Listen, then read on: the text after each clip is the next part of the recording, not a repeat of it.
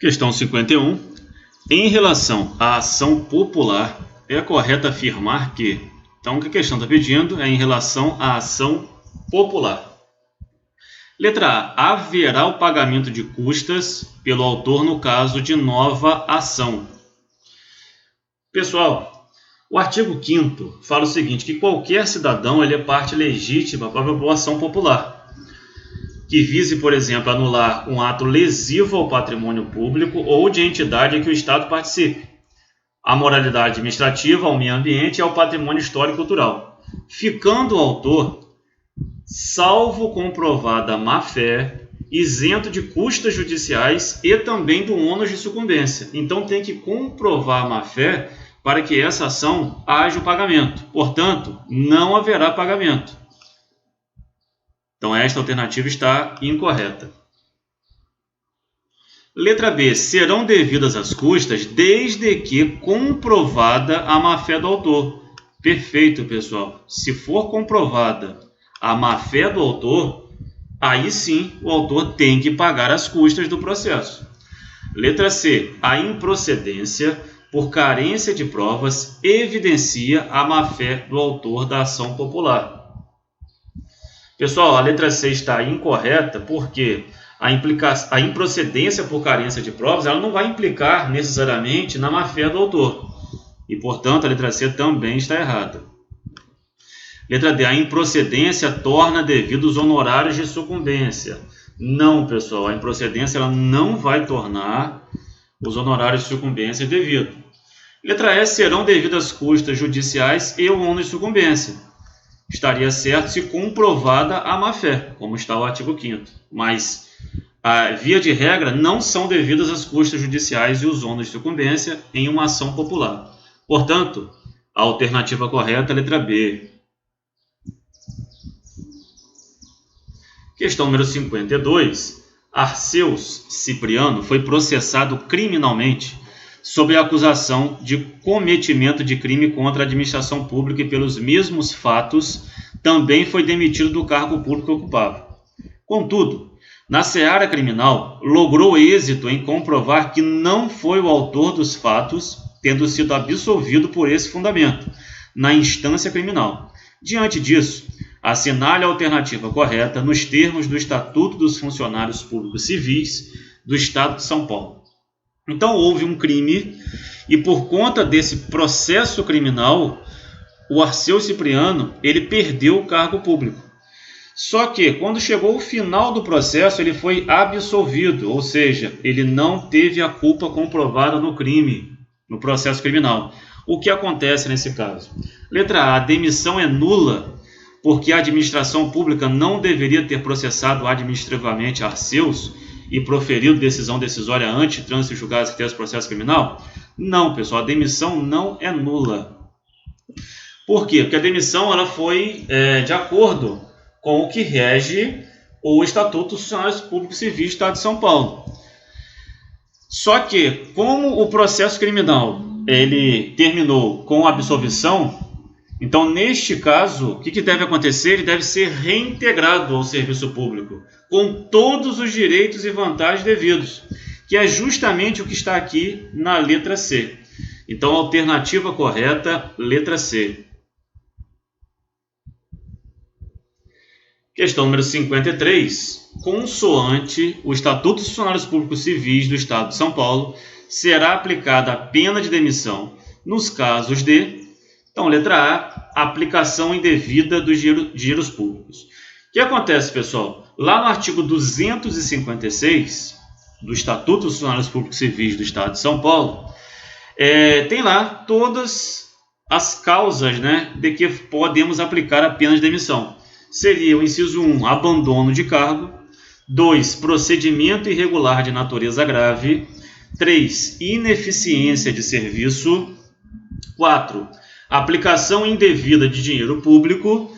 E 5, ausência ao serviço sem causa justificável por mais de 45 dias, interpoladamente durante um ano. Então, pessoal, a alternativa correta, letra A, de acordo com o artigo 256 do Estatuto dos Funcionários Públicos Civis do Estado de São Paulo. A aplicação indevida de dinheiro público vai ensejar a pena de demissão. Questão de número 54.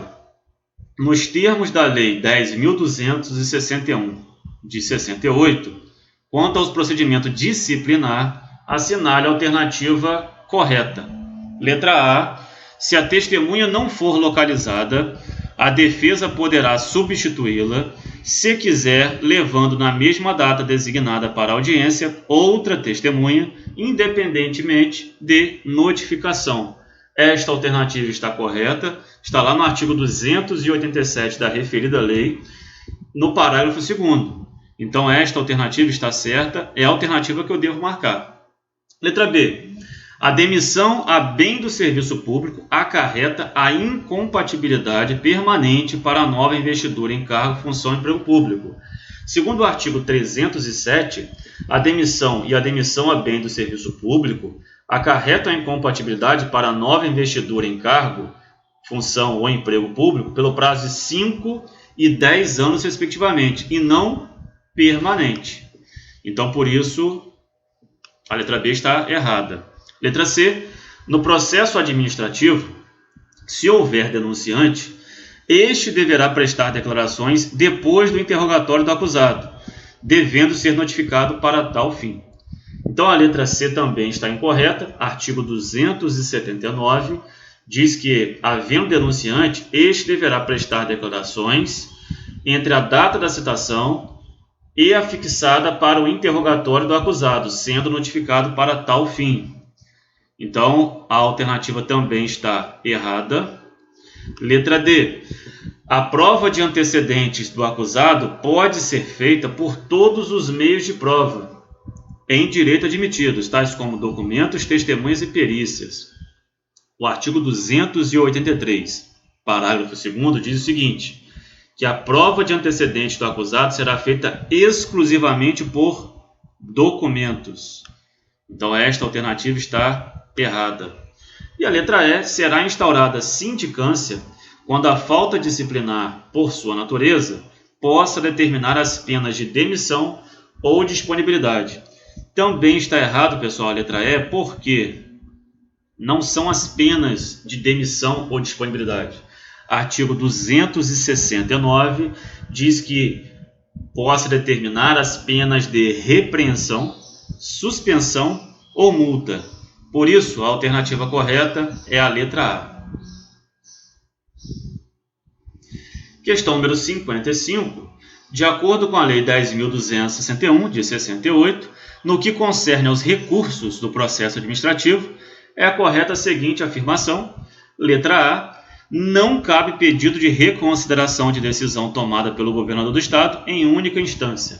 Está incorreto. O artigo 313 fala que caberá pedido de reconsideração que não pode ser renovado de decisão tomada pelo governador do Estado no prazo de 30 dias. Portanto, a letra A está errada. Letra B. O recurso será apresentado ao superior hierárquico da autoridade que aplicou a pena que, em 15 dias, de forma motivada, deve manter a decisão ou reformá-la. O artigo 312, parágrafo 3º, fala que o recurso será apresentado no prazo de 10 dias e não de 15 dias. Portanto, esta alternativa também está errada. Letra C. Os recursos não têm efeito suspensivo e os que foram providos darão lugar às retificações necessárias, retroagindo seus efeitos à data do ato punitivo. Esta sim a alternativa está certa, segundo o artigo 314. E letra D. O prazo para recorrer é de 15 dias, contados da publicação da decisão impugnada no Diário Oficial do Estado ou da intimação do procurador do servidor, se for o caso. Artigo 312, parágrafo 1º. O prazo para recorrer é de 30 dias e não de 15 dias. Letra E. O recurso não poderá ser apreciado pela autoridade competente se incorretamente denominado ou endereçado. Artigo 312, parágrafo 5º, diz que o recurso será apreciado. Esse não aqui deixa a alternativa incorreta. Portanto, pessoal, a alternativa correta, letra C.